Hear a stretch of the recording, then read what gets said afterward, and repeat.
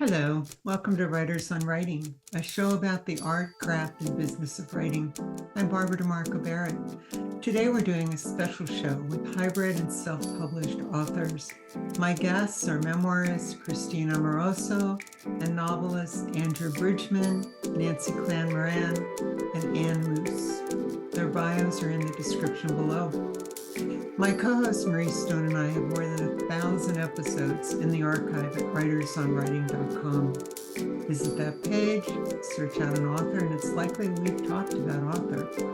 Subscribe to Writers on Writing wherever you get your podcasts. You can support the show by visiting patreon.com/writersonwriting and also by buying our authors' books at bookshop.org/shop/writersonwriting. Enjoy the show. I am so glad to talk with all of you about your books and about writing and everything that goes along with that. Let's begin though with y'all talking about your path to writing, and then read the first page. Do you want to start, Christine? Oh, sure. So I've had two other careers before writing. I was an accountant for 13 years, and then I was a teacher and school administrator for 20 years. But I do have memories of saying that I was always going to have three careers, and there was a third one in me, and I felt certain that I was going to write a book. And I'd always say, I have something to say. I don't know what it is, but I have something to say. And so probably started with just journal writing. And probably when I really started writing something that I thought was fun or funny was when I was writing my principal newsletters to my school community, like kind of doling out, funny parent advice or, things like that. And then I started a blog in 2014, and I started writing personal stories, personal narratives that were around a lot of things like being a mom or being a sister or grief or any of these different things that, life and life lessons. And I was writing these in a blog, and my blog was Bare Naked in Public. And the response to it and the feeling of connection that people just felt connected to my stories or felt connected to knowing there was someone out there like them kind of inspired me to just keep on going, or compelled me to keep on going. And at that point is when I decided that I wanted to write a book. And at first I actually thought my book would be kind of a compilation of my blog post. And then it turned into this idea of writing about my life and relationships in my life and what that meant. And so that was it. And then I decided to sell all my stuff and move to Italy and write my memoir. And yeah, that was it. That was kind of my journey. I didn't start out in school as a writer or the traditional way. It came to me in a different way. It's just something that I felt compelled to do. And how long ago was that you started your memoir, that you went to Italy and started it? So I started my blog in 2014, which is 10 years ago now. And then I moved to Italy in 2017, came back in 2018 with my manuscript, spent a year kind of not wanting to rewrite the ending because it needed to be rewritten, but I didn't want to face it. So I ignored it for a year. And then I went back to it and I added a new ending. It wasn't a new ending. It was just farther down the line. And it was more honest and true with regard to what had happened when I returned to Italy, when I returned to the States from Italy. So that was, by the time I kind of really felt like I had a sewn up manuscript ready to put out in the world, gosh, that was probably, during COVID and after COVID. So about that time. Yeah. Want to read the first page? Sure. Sure. And yeah, the wonderful cover. Yeah.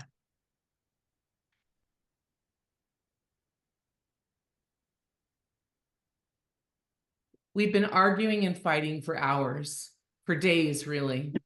Cal waited and watched, checking credit card statements and measuring the slow and steady disappearance of my diaphragm gel. I was careless. I counted on his disinterest in me and our family to maintain my cover. I never imagined he would find the truth through his own investigative work. The most damning evidence he found in Joe's bedroom. Cards written and signed by me, shoved in my face as he screamed, "Are you fucking kidding me? My brother?" I stood frozen, staring, dumbfounded. My mind raced. No time to lie, no excuses. I whimpered, "No, I'm not. That's not what's happening." My voice trailed as his shouting escalated. That was days ago. The initial shock over, he berates me every day. I lied, I cheated. I'm a terrible wife, mother, daughter, sister, and friend. His pain and anger are relentless, and I'm defenseless in their wake. Thank you. Thank you. How about you, Andrew? Let's go to you. Hi. So I think I've always written. You know, I had like a crazy imagination as a kid, so I would write all the time, and just really didn't know. It was kind of my outlet for a lot of things. I took creative writing in college, and had a great teacher, but I just didn't. I think I had a lot of fear about it. Just didn't seem practical to be a writer. Um, so instead of doing that, I decided to sell carpet out of a minivan in Iowa. So I'm not sure it was a great trade-off, but I kept writing, and a lot of it was just for myself. It was all for myself, just poetry or whatever. You know, you have these. I think we all have these scars from growing up, and you try to figure it out. And that was a way for me to kind of connect with it, maybe coming around the backside of difficult stuff. And it was, I guess I was in my mid-50s, and I told my wife that I'd always wanted to write a novel, but and I guess I had never told her that. And we've been married for 30 some years. And she said, "Well, you have to do this." So I promised her I would write her a book, and it was not the journey I expected it to be, but we're here. Well, read the first page. So this is a thriller. It's called Fortunate Son. And Arno Faré took a long drag on his cigarette. He blew a trail of smoke through the cracked window of his dented brown Chevette, then flicked the butt off his index finger, watching it bounce and spark against the icy asphalt. He was glad to be alone, glad to have time to think, but he wasn't happy. Far from it. For most of the night, he'd been thinking about life and about death, but mostly he was thinking about loss. He clicked open the glove compartment and reached under the registration papers, insurance documents, and oil change receipts. He grabbed the Beretta, checked the magazine, then screwed the black suppressor to the barrel. He idled the Chevette behind a mound of snow, barely visible under the dull, orangey lights of the parking lot. The brown car blended seamlessly with the strip mall behind it, 2 acres of retail hospice wheezing into cracked asphalt. It was 7 o'clock. The stores were closed. The VCR repair shop, the place that sold fabric, the family drugstore, all on life support, dying a slow death, while across the street, another brand new Walmart had sprung up over the bones of a local hardware store. Life, death, and loss. Arno considered the Chevette his inheritance after the owner, a disagreeable son of a bitch, had the misfortune of falling through a hole in an icy northern lake after being shot twice in the chest and once more above the right eye. There were some that claimed possession of the car was 9/10 of the law. Arno Faré didn't believe in fractions, and he didn't care much about the law. He had a good view of that Walmart across the street. It would have been better to have waited over there. Could have walked over and gotten a coffee at Dunkin', but it wasn't an option. They had security cameras over there. The dumpy strip mall wouldn't live long enough to get that upgrade. For the better part of 2 hours, he'd been watching suburbanites moping into the Walmart for crappy yellow shovels that were destined to crack down the center or fall off the handle by February. There had been no peaceful transition of seasonal power. It wasn't even Thanksgiving yet. Winter had staged a coup. 11 inches of demoralizing snow, wet and heavy. Thank you so much. Nancy Clan Moran, Love and Protest. How'd you get there? How'd you come to writing? Ironically, a couple decades ago, my girlfriend and I were having a mom day out, walking through thrift stores, and we found a diary. That's the irony, because my newest novel has that as a vehicle for the story. So we found this diary, and we just written about 50 plus years before, and we decided we would take a road trip to go find the old woman who would now be the girl who wrote in the diary. So we took a couple of trips up north. She was she went to Mills College, room 111. And we went, we took 2 trips, and then life got in the way. So I always thought it would be a great movie. And I even knew who would play me.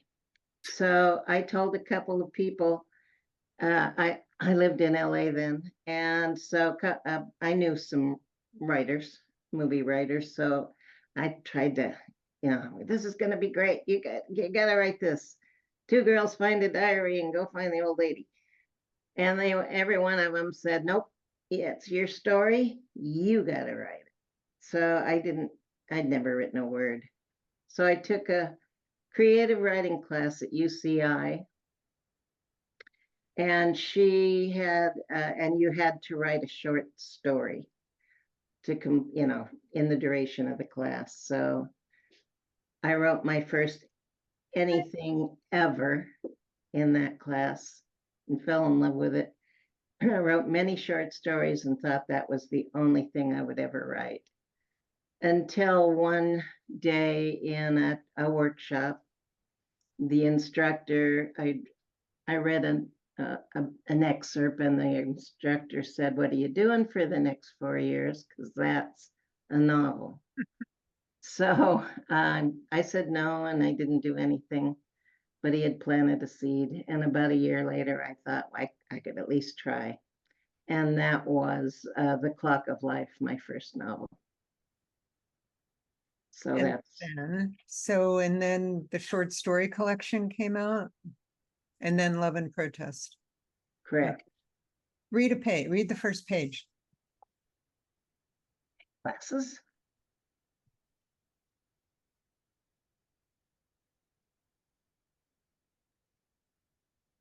I'd been walking through the streets of Hickory Springs for over an hour when a honeysuckle vine caressing the sign above a small shop caught my attention. I'd been to the place a couple of times before and never took to heart the words those slender stems embraced. Second Chance Thrift Shop. The affectionate way the vine held onto the sign caused me to open the door and step inside. The little bell overhead rang out with an arrogant clatter to make my arrival a big deal. It was only mid-May, but the humidity had turned as thick and rank as a Georgia day can hand out. The air conditioner buzzed with conviction, but did little to cool the place. Through the haze of artificial light, an old woman sat behind a desk near the back wall. Her snow-colored updo sagged from the heat. She smiled and flashed a set of extra-large dentures. With every ounce of Southern charm she had to give, she said, "Oh, darling, I just love your hair. I always wanted to be a redhead." Thank you so much. Annie Moose. How'd you Hi. get writing? So I guess I was never one of those kids that was writing stories at an early age or anything like that. But I was always a good writer in school. And when I majored, my college major was anthropology, social cultural anthropology. I'm pretty nervous. I don't know why. And as an independent study, I did a project where I interviewed a bunch of people in Berkeley and photographed them, and I created a book, which I ultimately self-published myself when I graduated. And the book did really well. It was a book about, some of the different people in Berkeley. It was meant to be a sort of a reflection of the times and the culture and the political stuff going on of the day. But it did really well, and I kind of got hooked on the idea of self-publishing and becoming a small publisher. And I also at the same time got some jobs writing or doing editing for other publishers. So I was sort of doing small publishing and realizing that I loved the book aspect of it. I produced several books, but I wasn't really good at the business aspect. So eventually I was offered a job working for a technical company because this was during the very early 80s when high tech was just happening in the Bay Area. And I got a job as a technical writer. And I kind of just ended up sticking with that. And flash forward, 30 years later, and I had a good career as a technical writer, and I did a lot of editing, and I did some other writing too, but mainly technical stuff. But I began feeling kind of remorseful that I hadn't done anything more creative or more, socially significant. So I started writing just short memoir pieces and just sort of exercising my creativity by writing a few things like that. And then eventually I had what I thought was a really good idea for a novel. And I'd never done any fiction at all, ever, never. But I just thought this was a good idea, and I just tried to write a novel. And that was Arkansas Summer. And surprisingly, people really liked it, and it did very well. It's still my best-selling book. I mean, I'm really proud of that book.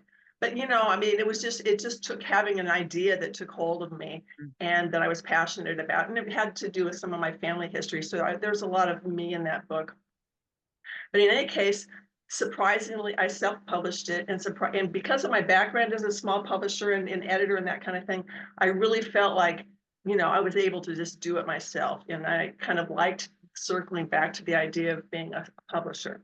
So I did that, and then subsequently I published 2 more books, and my latest is called When You Read This, I'll Be Gone. And all of my books are kind of thriller-ish, but this was my first attempt at doing what would be considered sort of squarely in the genre of suspense thriller.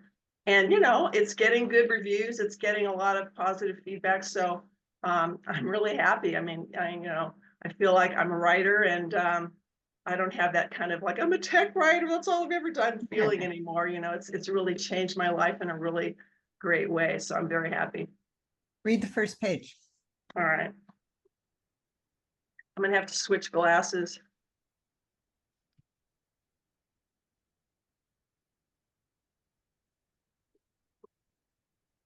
So the first chapter starts out with a letter.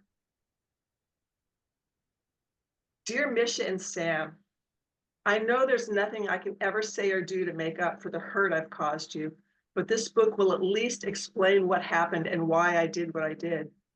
I don't expect forgiveness, but I do want you to know the truth. It's ironic that with this book, I may finally achieve the success as an author that I've always wanted. There was actually a bidding war for this one, believe it or not. My agent assures me it's bound to do extremely well, and we've already sold the movie rights. I've made arrangements for both of you to receive equal shares of almost all the money it makes, including a sizable advance. My lawyer will explain everything to you in detail. Of course, no sum of money or book can ever restore what you've lost, but I hope that after you read this, you'll understand why I had to write it.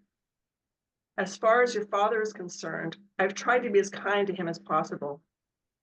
It's not my intention to cast embarrassment or shame or blame on anyone. I simply want to tell the truth. But I'm sorry if parts of it hurt him and you. If I could go back in time and change history, I'd do it. But there's no going back. All I can do is pray that in time you'll forgive me. All my love, Mom. Thank you so much. So, are these first pages? Was this always the beginning for all of you with your books? Will you talk about that, Christine? I see you. Yeah. You- My book went through a few editors, well, but different kinds of editors. So the first editor read it, and it was sort of she got, you know, the really crappy first draft, like, you know, just this massive amount of words just everywhere. And she read it, and just her reading it was more like, yeah, it's just, you've got a story. There's a story there. And then I was introduced to someone who we know, Pam Shepard, who is more of a developmental editor, and she read it, and she was the first one to read it and really dissect it and say, you know, yeah, you have a story, but you need to, because I'm kind of a linear person, I guess, you know, I did the chron order, you know, okay, start at the beginning and march down, you know, the decades. And she just told me, she said, first of all, you need to, you know, lop off 30,000, 40,000 words, which I did. But the biggest, the best advice she gave me is she said, you need to open this book with a bang. Like, you need to open the book with a bang. So I took what was in the beginning, but not the beginning, and moved it first and front and foremost. And it is a pretty good bang. And then I kind of traveled back to it and then went forward again. And honestly, it's probably the single best advice I received in the editing process, just to say, you need to open the sucker with a bang. And there's probably the scariest thing I did. It still scares me. It still makes me nervous whenever I read it. I can't not be nervous about it. It still does, but I think that's good. I mean, then I feel like, okay, if it still makes me jittery, that means it still has an impact, even for me. Excellent. Andrew, you were shaking your head too. Well, it's had so many iterations that I'm not even sure I remember what it started as. I know that the writing started as historical fiction, and I wrote the better part of 3 books that got thrown in the trash over the course of 3 years before I started Fortunate Son. But I think the key to this first chapter for me was I kind of knew where the story was going to go, but in the writing, sometimes you get surprised on things that happen. And, you know, this guy that I was just reading, it's the prologue, and he's about ready to, you know, to do some pretty dastardly things and kidnap these kids. And so I have him look in the back seat at 2 empty booster seats. And then there's a bouquet of roses in between the seats. And I did not plan for that. I had no idea that that was going to be there. And it changed a whole part of the book in a really good way. So, yeah, so there's been a long train to get there. I can't remember all the iterations of where it started, but I know that wasn't originally the thing, you know. And does anybody ever plan for all those revisions, right? You know, you want to, Right. you know, you're going to go through at least one, but you don't realize you may go through many, right? Well, I thought that if I read 25 books about writing, and that I was a pretty quick study and I would figure it out, and I wouldn't have to do what everybody else did, and I had to do a lot more than everybody else did to get there. Yeah. Andrew, can I ask you a question? Yeah.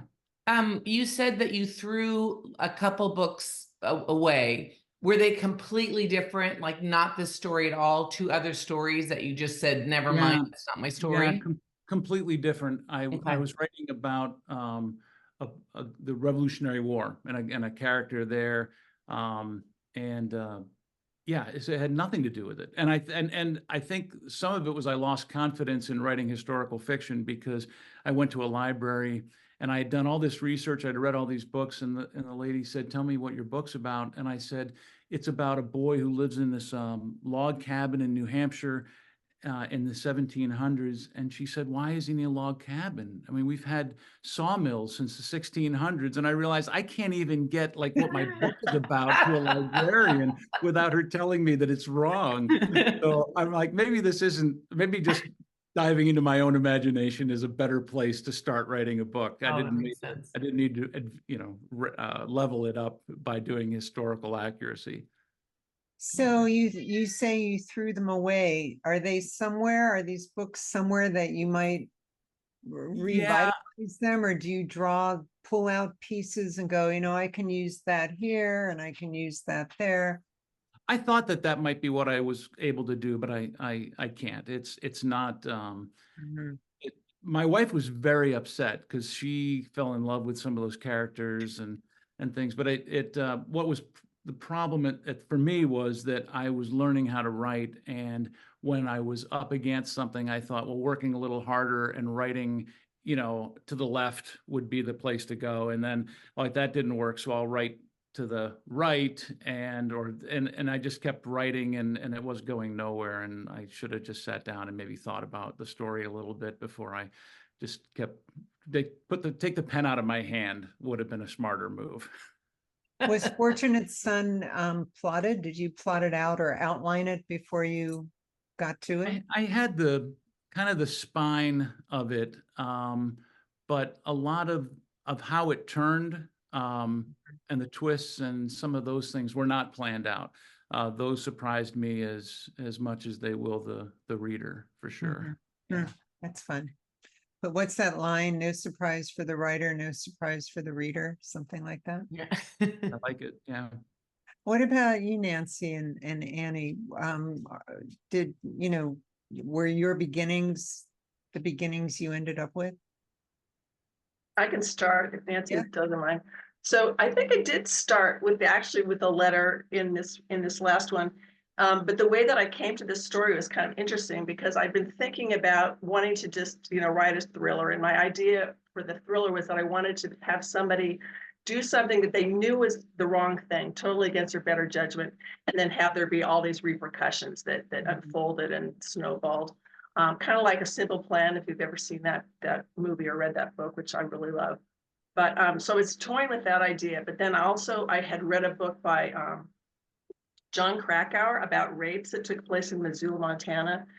And it, I was thinking that, maybe I'd like to write something about, college rape, because my kids are also telling me a lot of pretty big horror stories about really heavy drinking and hard liquor and just kind of scary stuff about college drinking.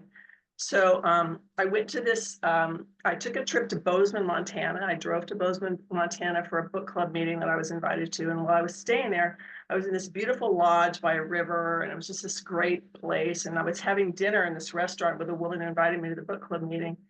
And I was telling her about my idea to write the story about the college rape. And she really strongly endorsed that idea. So as I was actually driving home from Bozeman on this trip, I just kind of visualized the whole way that I could put these two ideas together, where I could have my thriller, which actually I started in the exact hotel where I stayed with the river and the restaurant and the whole thing. I mean, I totally set it in that setting, and then I ended up wrapping that story around a story that was the secondary one, which is the college rape, which is actually really the point of the book. But in this like two-day drive home, I just pretty much visualized it like a movie. And by the time I got home, I really had most of it kind of formulated in my head, at least in large strokes. So, and I did start with the letter in the beginning, because I like having something happen at this very start that sort of foreshadows and gets the reader interested in, wow, what's that all about, and draws them into the story. So that's how that came about. Plus, the letter is really, I don't know what to call it. I mean, I don't want to talk about the end of the book, but it was quite a surprise what happens, because with the letter starting the book, I expected one thing, but of course, something else happened. For sure. Right. In the end, the title you think applies to one person as you're going through, but ultimately you realize that it kind of applies to almost every character in the book. Yeah. What about you, Nancy? I actually think the beginning was always basically the beginning, because I don't have car crashes, and none of my stories, are the climax is a train wreck or anything. So what I like to do is I like to bring the reader into a mood. And this girl, so it's humid, and second chance, and ultimately in another page you find out why she's all sad and all that stuff. So a lot of my stuff starts with place, and that's just the way I do it.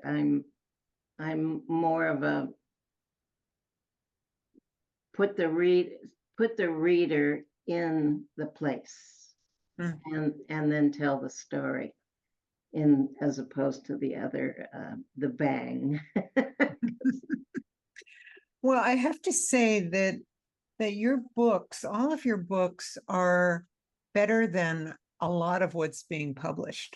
Okay. I mean, there's so many books coming out, and I get so many emails daily from publicists about books coming out. And so, your stuff is so good, and I'm so curious about the path to hybrid publishing and self-publishing.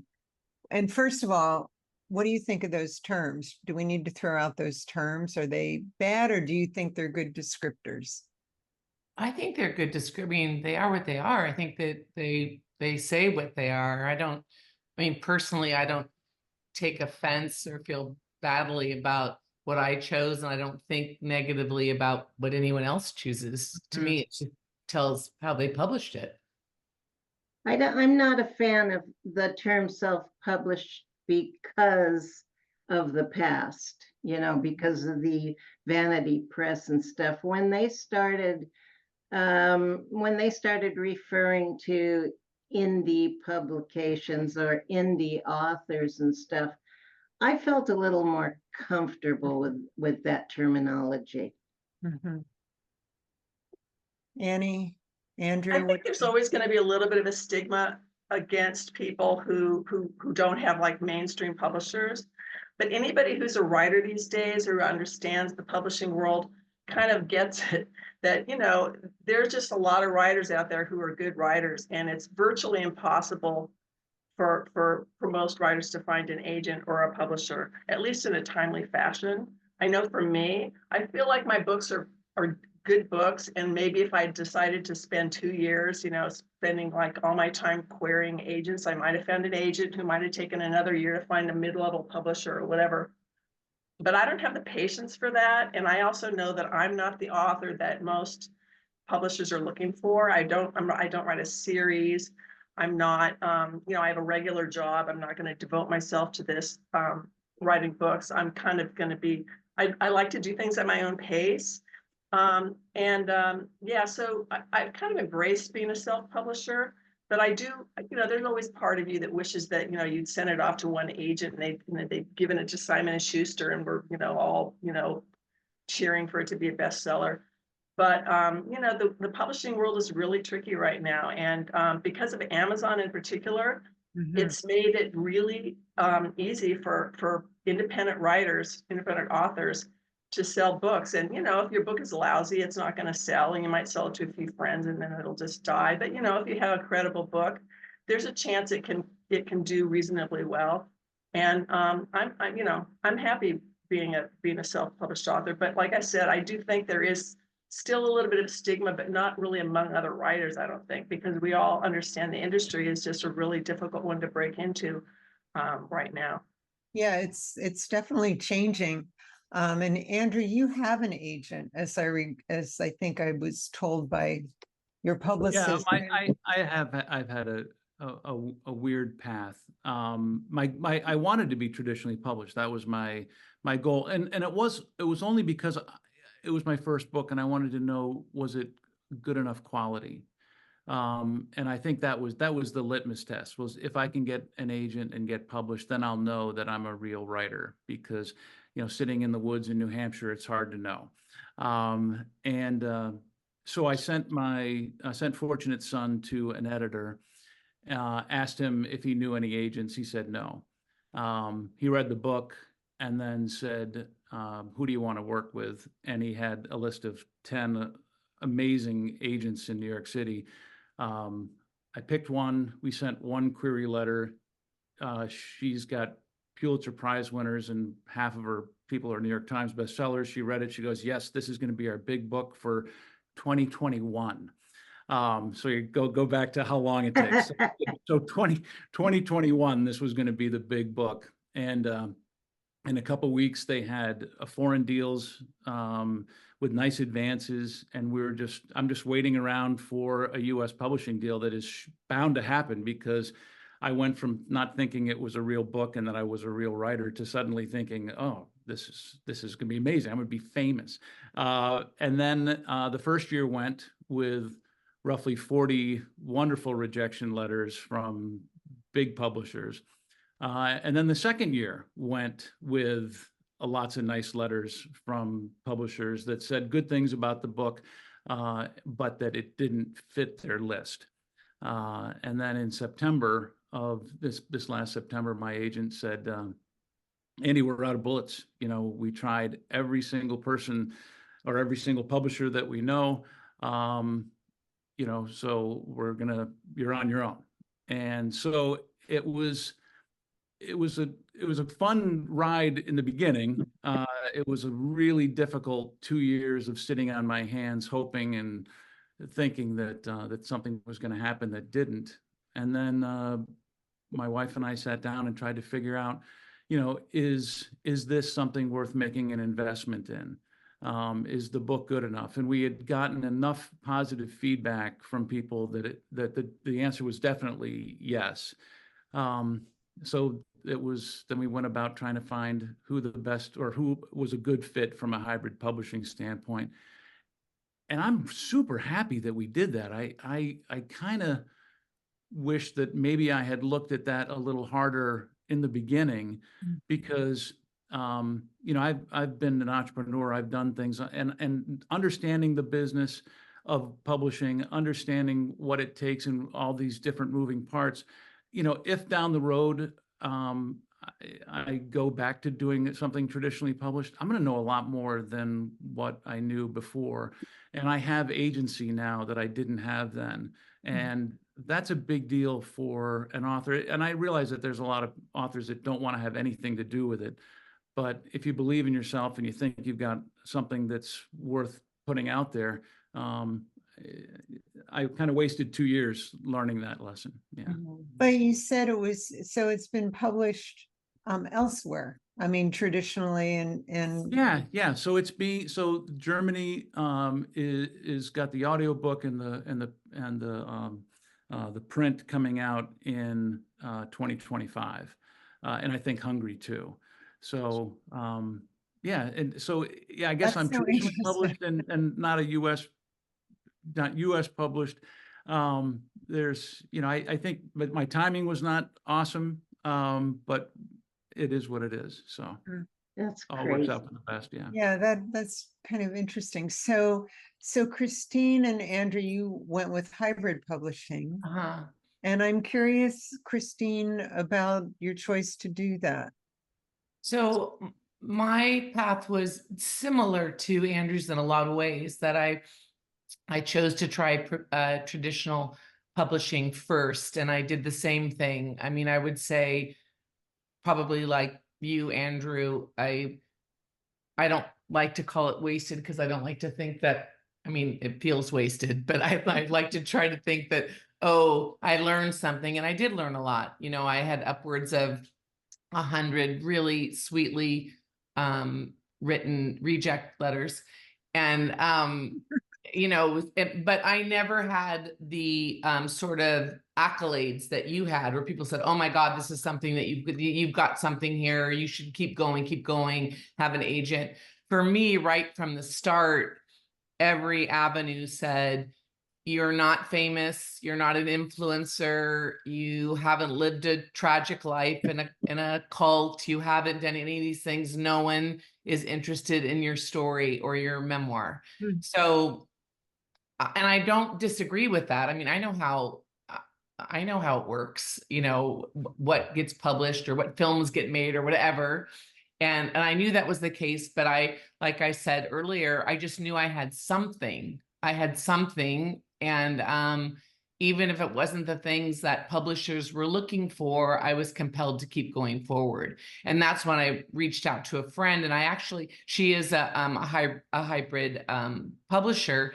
And I didn't reach out to her to ask her to look at it, to publish it. I reached out to her because I asked her, am I barking up the wrong tree? Do I have anything here? Can you just tell me honestly, should I just put this thing away and be done? And that's when she read it and said, "I'd really like to help you get this published."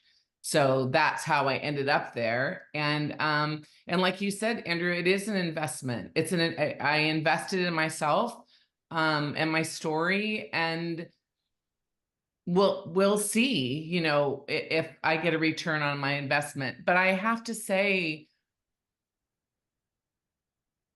I don't think I ever went into it thinking, I know I didn't. I never thought, if I don't get a return on this, if I don't make back every dime that I put into this, then I'm a failure. I've never, ever thought that. For me, it's such an accomplishment, and I'm proud of it. And just the response I've gotten, even if it's from my circle, makes me proud. And if nothing happened from here, I can honestly say I'd be okay with that. Can I just interject and say that Christine may not be famous or an influencer, but her book is fantastic. Her book is almost impossible to put down. And if you read the reviews, and everybody talks about how it's like just amazing and fantastic, it's all sincere. Her book is just absolutely wonderful. Thank you, Annie. Thanks. So thank you. So, and that's what I mean. I mean, when you have friends and fellow writers who feel so strongly, I mean, I just feel every ounce of that support, and it's been great. All of it's been really good. So I'm happy with the path for sure. And it's also not for everyone. And when I think about, it's not that I certainly considered self-publishing, but honestly, it scared the shit out of me. It's like, I don't know how to do that. That's like a whole nother thing I need to learn. And I'm a person who, I feel like I've learned so much in the last couple years. I might have like tipped the scale at my learning. Like there's no more learning that's going to happen. And so I needed someone, and I really, as Barbara said, I'm friends with Annie and Nancy, and we're writers groups together. And I really marvel at what Annie and Nancy accomplished with self-publishing. I mean, they know what they're doing. They know how to do it. They know how to get it done. And I certainly don't know how to do that. I didn't know how to do it. And I also didn't want to learn how to do it. So it's why I chose the path I did. I didn't want to learn how to do it either.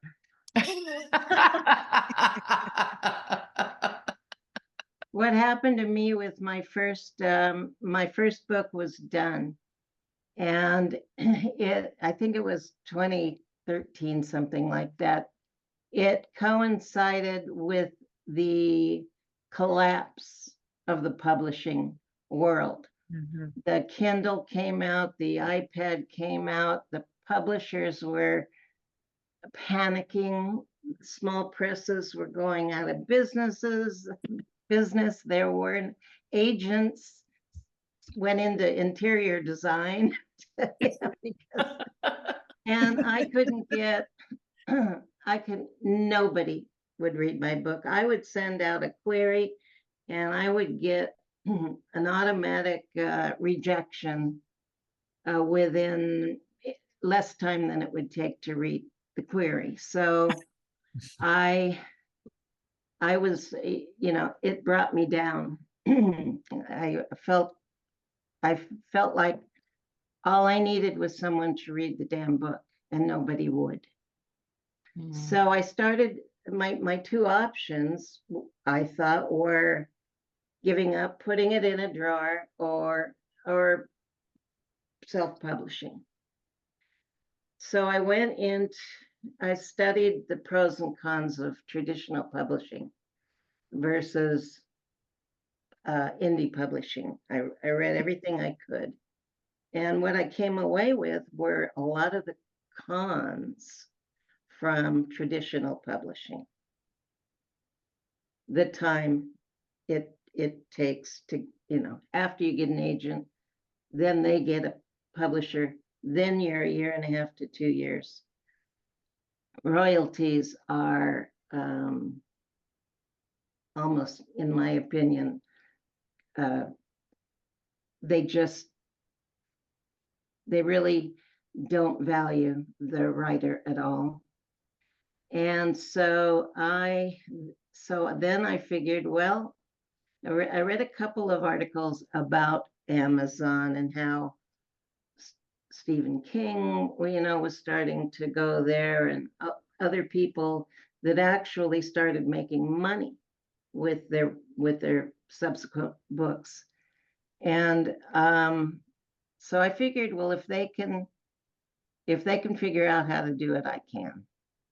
So I just went from there. I do a lot of artwork. I mean, I'm an artist, and so I didn't have to pay someone to do my cover.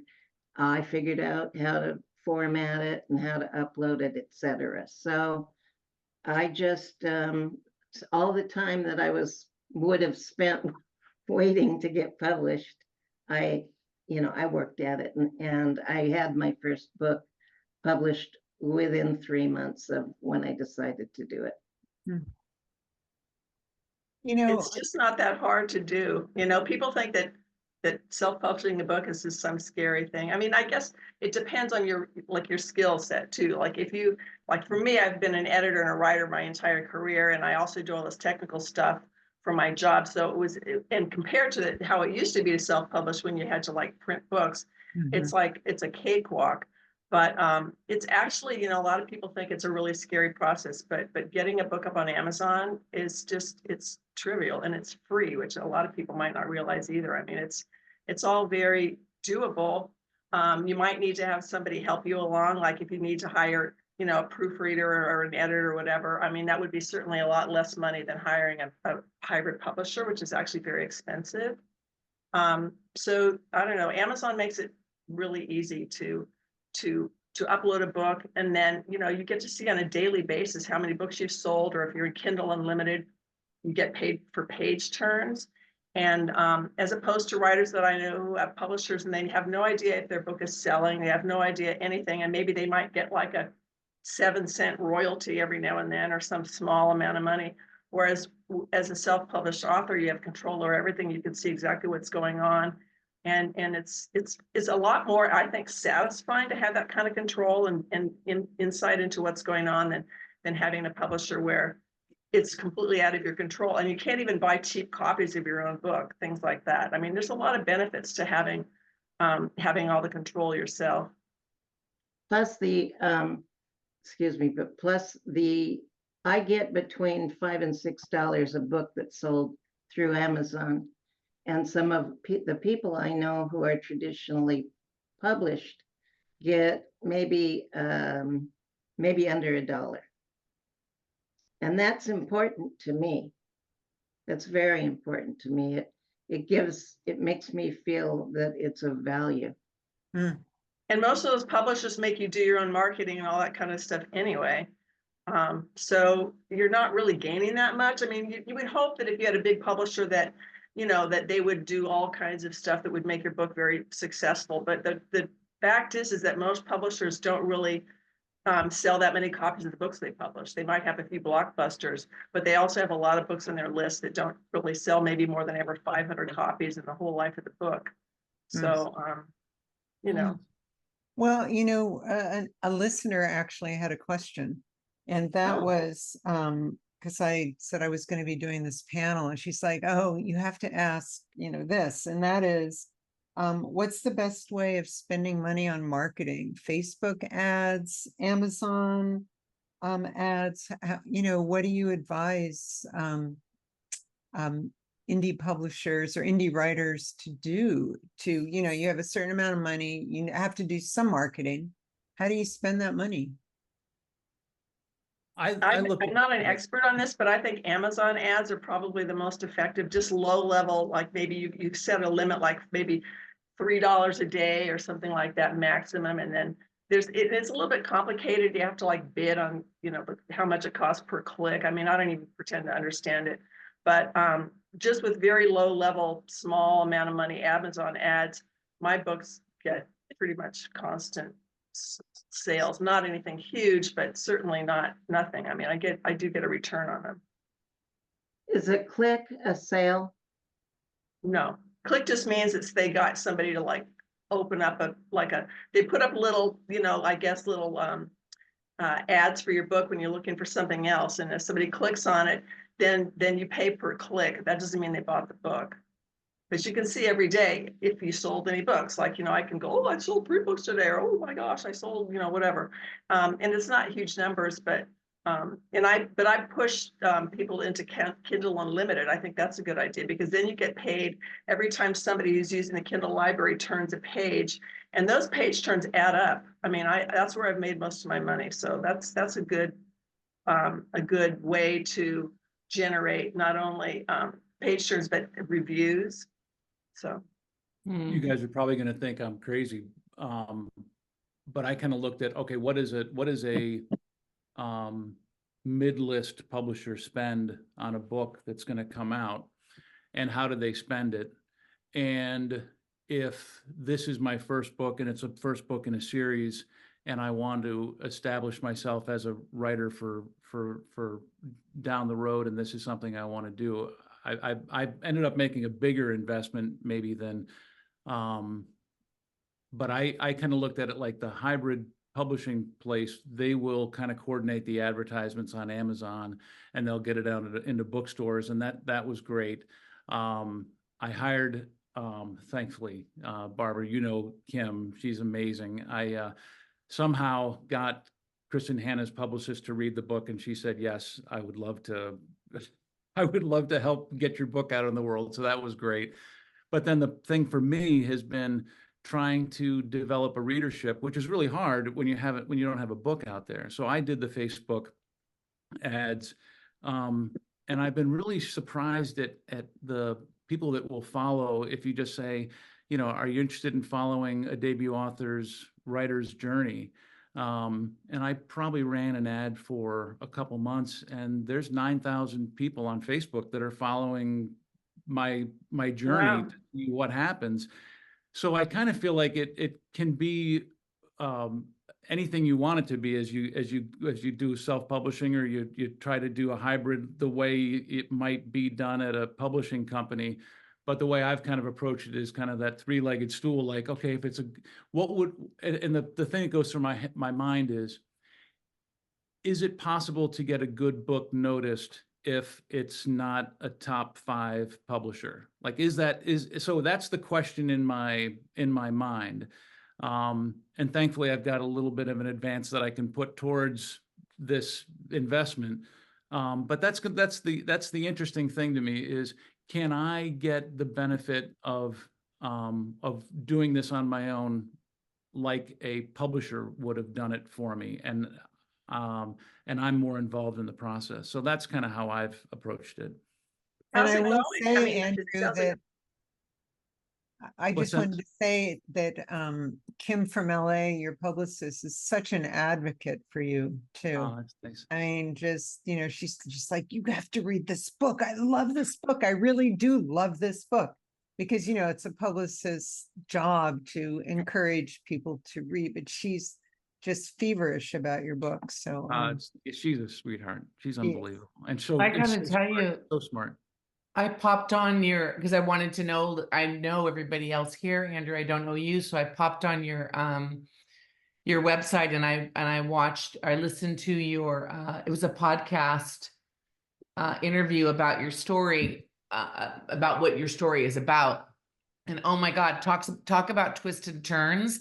It really did. I'm like, okay, now I got to get the book. Now I want to read about it because it is really interesting. It really is. So that podcast in itself, right? Having it out there and people hearing that, it really drew. And honestly, I'm not a thriller detective genre person.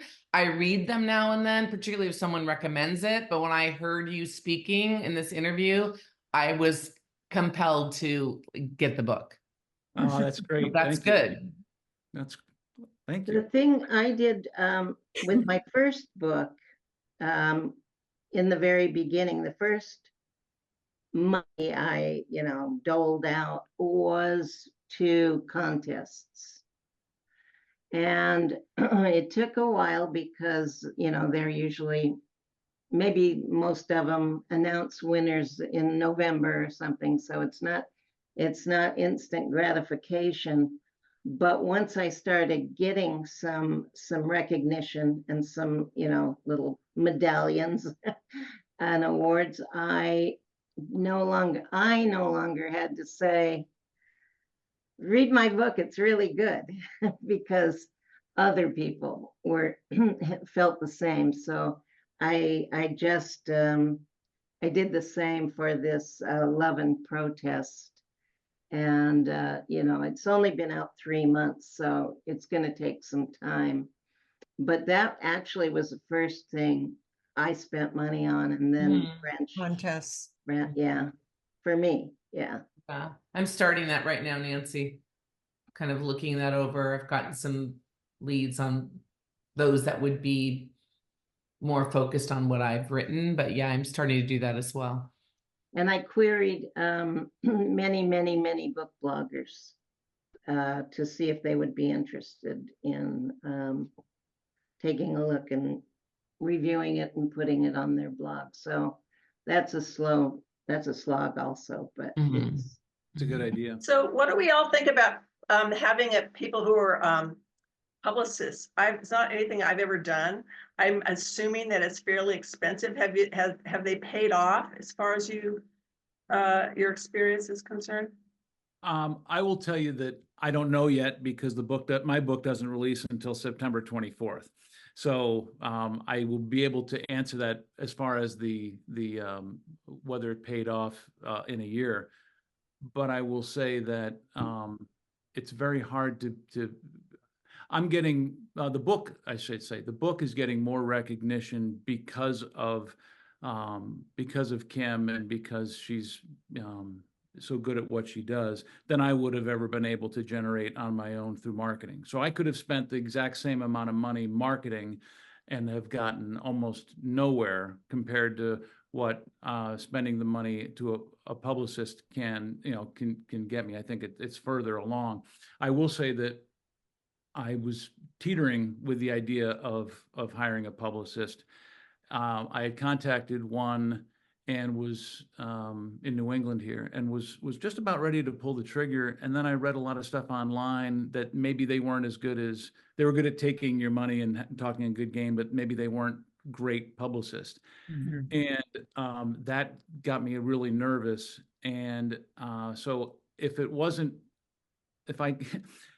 it's very hard to know upfront what a publicist will be able to do for you. And knowing that when somebody says, I'm a little busy right now getting Chris and Hannah's book out, do you mind just giving me a week? You're like, yeah, that's fine. Take your time. But it's been good enough for me that my next book releases in May, and I'm going to try to convince her to do it again for me. Well, there's something else about publicists who've been around. I mean, I've known Kim since I started doing the show, which is 25 years ago. I met Kim from LA, and And she's always been consistent and behind the writer she represents, that she tries to get out there. And she's Yeah. a darling to deal with. And I think, like, if you're looking for a publicist, pick one with like a really great personality, Mhm. Yeah. Yeah, for sure. that people like, I think that goes with everything, whether it's the Yeah. hybrid. I mean, the team that I've got around me, it's not huge, but boy, they're just really talented people, and they care, and they're allies to the wanting to see the book do as well as it can. So, I mean, that's a challenge too, but interviewing these people before you meet with them is, Right. and getting a feel that I can work with these people, What about like websites or presence on Instagram or Substack? I mean, are you all doing that? Are you all concerned with that? Or have you been encouraged to have an online presence that's pretty strong? I have an online presence. I mean, okay, presence. I don't have a gazillion followers. I mean, I think maybe I have 1,500 followers or something like that. And I was encouraged to use that. And by the way, there's a gal who works with publicity and marketing within the hybrid group. I don't pay her separately unless I want her to do work specifically for me, but she's available to me to talk about any of these things like we're talking about right now. Like, she helped me do Facebook ads. She tells me which things are the best things to do, where you're going to get the most bang for your work or your buck, whatever it is. But I'd say for sure, it is important to have that big group and to build that group. The important part being building the group, because once you go through that group, that's it. That's your group. That's your sales done. So you're always wanting to. So for me, like when everyone asks me what I'm working on now, I say I'm working on breaking out of my circle. Like, that's what I'm doing. I'm working on busting out of, where I am on Instagram and Facebook, beyond that. That's the work that I'm doing. And one of the ways, for example, on Instagram is, if you do an Instagram story, just an Instagram story, hi, I'm an author, here's my book, blah, blah, you will reach maybe beyond your circle, maybe 1% will be outside, or 2% or 3%, maybe max outside your followers. If you do a reel, which I've done, I've experimented and looked at the insights, 30% to 40% of those people will be outside your circle, will be outside your followers. And what you're hoping, of course, with that is that they share it, they click on it, something comes of that. And I've only done a few. I'm going to continue to do it. But that's the secret, right? That you need to. But if you're really looking at sales and selling your book and getting beyond your that's what I'm doing. I did Facebook ads, and they're inexpensive and they are effective. You have to determine, what it is you're trying to get. Are you trying to get, in Andrew's case, people follow me, come see my journey, like gathering those people? Are you trying to get people to buy your book because it's out? Here's my book, click, buy my book. So it depends on what your goal is. But I think Facebook, like Amazon, is very inexpensive. And publicists recommend it as like one of the least expensive ways to market your book. So I think for sure. Those ads work on me. I mean, I'm the easiest mark in the whole world. I buy everybody's book, but I see lots of ads on Facebook for books that that are written by people that I do not know. Yeah. That I go, oh my God, that sounds good, and I buy the book. Like, I buy the book at a drop of a hat. But if it's a well done ad, and I think that those ads work. Yeah. But who creates the ads? Does Amazon create it for you? No, you have to do it. There's a template, and you have to do it. And it wasn't easy well, anybody who knows me knows that I hate technology so much. It's not even funny. I always say, if I ever meet a man, he must be tech savvy. He must. That's all I care about. Can you work remote control? Can you help me with Facebook ads? That's what I need. So Facebook has a template as well. Yes, yeah. So it'll tell you like what, and it'll ask you, it kind of takes you through it. You know, what's your goal? What do you want? Clicks on what? What's your budget? Set the budget to so much per day. So it does. And then of course you add your graphics or your video or whatever, and you have to work within their parameters of text and that kind of thing. And then do you have to commit a certain amount of money per month, or how No, does? like you could do it 1 week and not do another one for weeks and then another week. And yeah, you know, you can make your budget very, very small, $2 a day, $1 a day, $5 a day, whatever you want it to be for any length of time. What I've found too is that the advantage of having strangers that are getting to know you is that if you're real and you're showing them kind of your life along with, it's not just, yeah, here's my book, buy my book all the time. Exactly. That you have a well of people as ARC readers that know you and know your journey, instead of going to, you know, some third party and paying somebody to review your book that doesn't have an idea of who you are. Right. And then the other thing that I did the other day was, you know, the sell sheet went out to bookstores, and I made a post that said, you know, if you guys think about it, next time you're in a bookstore, maybe ask them about, you know, bringing up this book and put it on the shelves. They can having, and you know what, honestly, having more than anything is just having contact with strangers who are rooting for you is so uplifting and goes such a long way to, you know, this isolated world that we sometimes live in as authors and writers, you know? Right. It's interesting. One of the things that my publicist encouraged me to do, suggested really, and then I just had to put thought to it because it cost $100. But I'm a Goodreads author, and she suggested that I do a giveaway.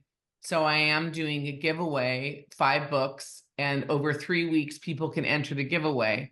And maybe you all already know this, but maybe listeners don't know this. As soon as you put you set up your book for a giveaway, 3-week period, people enter giveaways. They just do.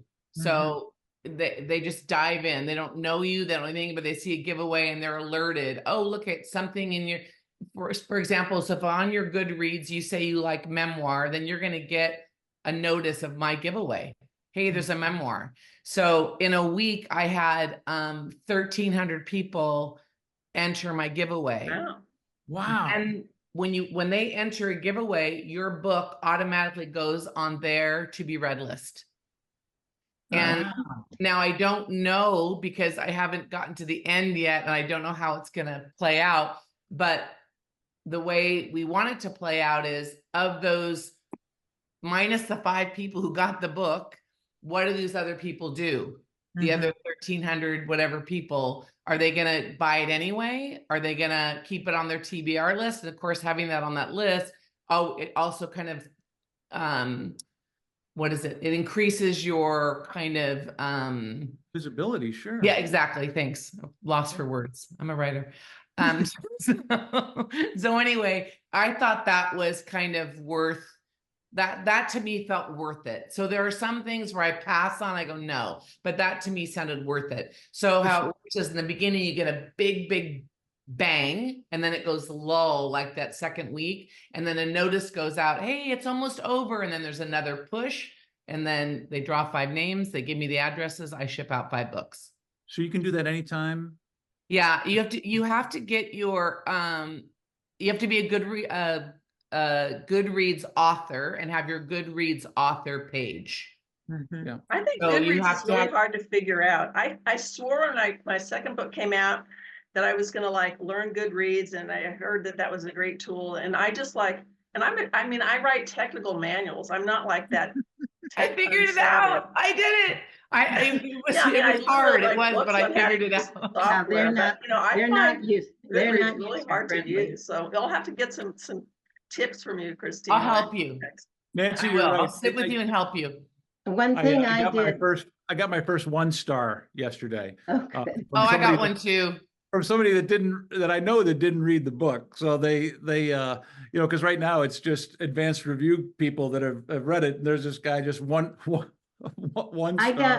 I got one, but it disappeared in about a week. So maybe, I don't know why. Oh, mine's I hanging wanted on to like a say big something. stain. I wanted to say that when I decided to try to pitch my book as a fantastic book club read because of the contents and the Oh, the it'll make for great discussion. conversation, Nancy. Great Yeah. conversation. It really Yeah. will. So I have joined a gazillion book club groups on Facebook, and and then and then one of them has asked me to do an interview with the lady that runs it, and so I think eventually that it'll go in a different direction, and I'm hoping it's a good idea. It is a good idea. Can I just say one thing, and that is that, like, I think all of us, writers understand almost nobody gets rich writing books. I mean, you don't really do it for the money. I mean, obviously we do our best to sell books, and we want to figure out if there's some special recipe to sell more books. But to me, and probably for all of us, there's so much satisfaction that comes from producing a book and that you feel proud of, and that, when you do get reviews, when they come back positive. I mean, there's so much that you get from publishing a book that's not financial. And it really can't be, it can't be compared to money. It's just a whole feeling that you have about your life and about yourself and about your worth that you get from producing books. And I don't ever expect to get rich, but I feel like I've been greatly enriched just from the experience of putting a book out there and having people come back and tell me that they enjoyed reading it. I mean, that's the important thing. I would just give them all away if people would read them and tell me that they enjoyed it, because that's the great satisfaction really of writing for me. Right. Plus, So, you get to hang out with other writers. Yeah, I mean, pretty soon. You guys are so when lucky, you by the first write way. a book, you think, "Oh, I'm so special. I wrote a novel," and then, like, fast forward like 1 year, and look, you can't swing a cat without hitting a writer. Every single person you know is a writer, and it's like, now you're not special anymore. And as a matter of fact, that person's doing way better than you are. So your whole world changes. But still, having that identity as a writer and having that feeling like you really put something out in the world that's kind of like your legacy. You left something behind that kind of represents you and what you care about, that has value. I mean, to me, that's way more important than money. I think readers too don't really notice who published the book. 100%. Few readers will go, well, this is not published by Totally. Simon and Schuster, so I'm not going to read it. I mean, readers don't really look at the publisher, right? No. And there's so many imprints that Mhm. I mean, I don't think a bookstore would know, Right. So another question that came in is, what's the downside? What's the downside of indie publishing, self-publishing, hybrid publishing? Is there any downside? Yes, for the indie publisher,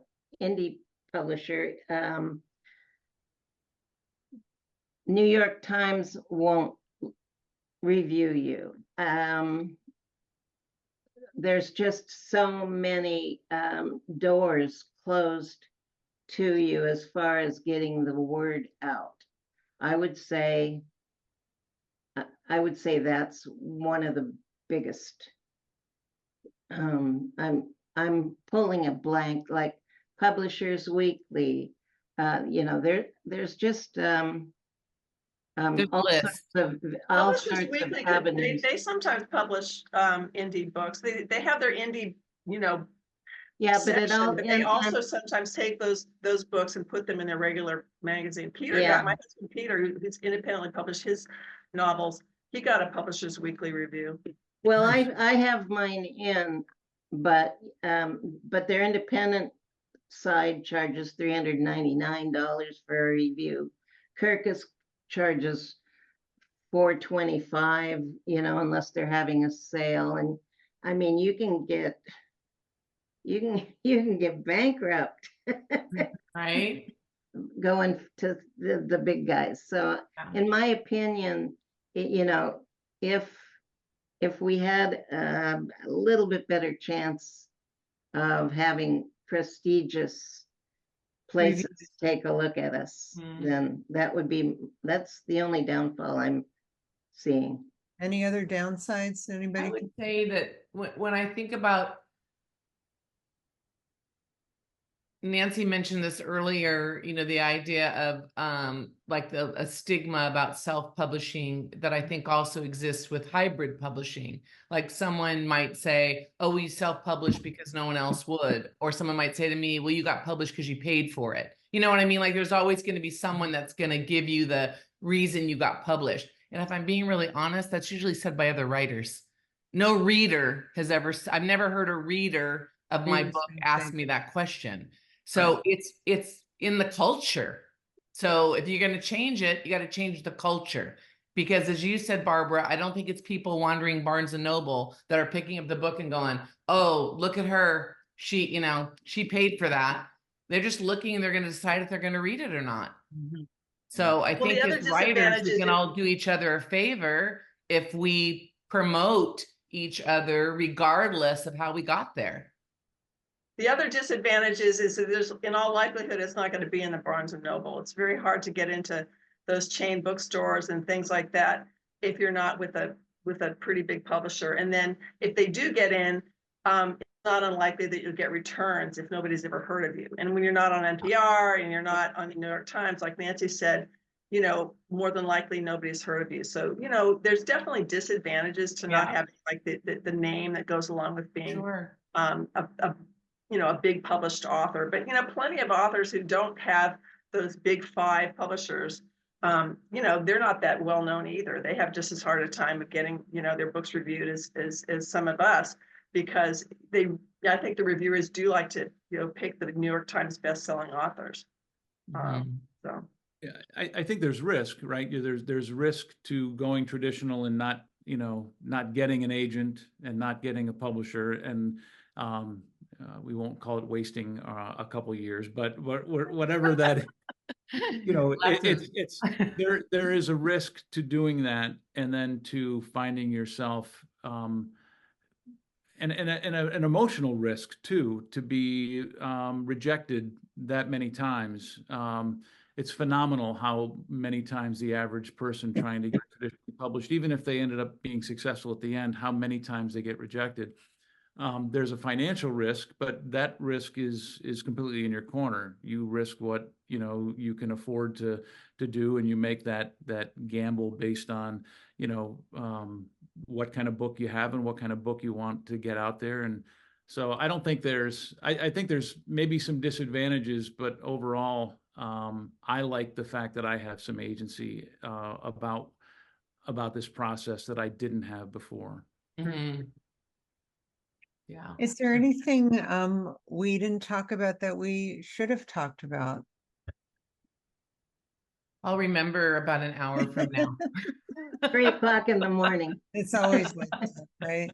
I'm very jealous of all you guys because you're all so close and you have a writers community. I'm in the woods in New Hampshire and I don't have that. So you know what, I'm going to tell you, Andrew, it's great.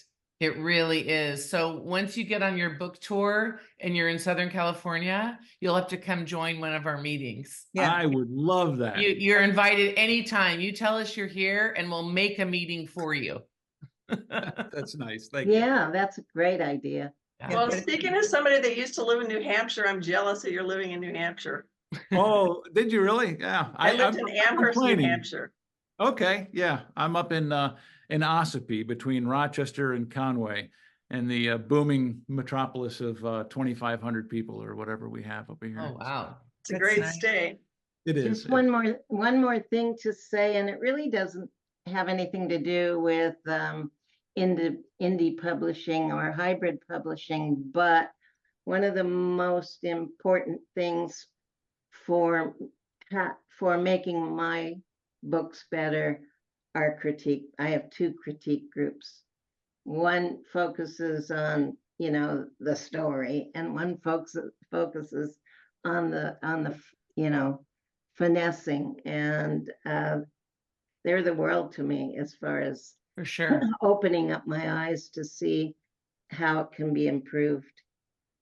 Well, that's the thing too, because again, I get a lot of books that come through here for the show. And what I've noticed with self-published or indie published books that turn me off is I'll just open it up and I'll find a typo.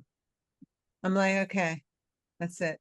And not that that doesn't happen with traditional publishing, right? It But I does. just noticed there's often too much impatience and anxiety to get it out there too soon without, proofing it, paying somebody if need be, and spending time on the cover and all of that, Yeah. and I think I wish writers, self-published writers spend a little more time Mm-hmm. making it good before they send it out, because that, so often it's word of mouth, right? That sells books too. You read something or you read something, you're like, no. But also Maybe gives self-published writers a bad name. Like we've all read those books where there's just like, right. a million mistakes, and you're just like, how did you put this book out in the world? Yeah. But I mean, that I don't know what percentage are like that, but we do see them, and it definitely kind of detracts from the whole Yeah. thing about being a credible published author, but when you do it yourself. In closing, I wonder if you could each maybe offer any advice or tips to the writers listening and or watching, and it could be about writing and it could be about the publishing arena, either one or both.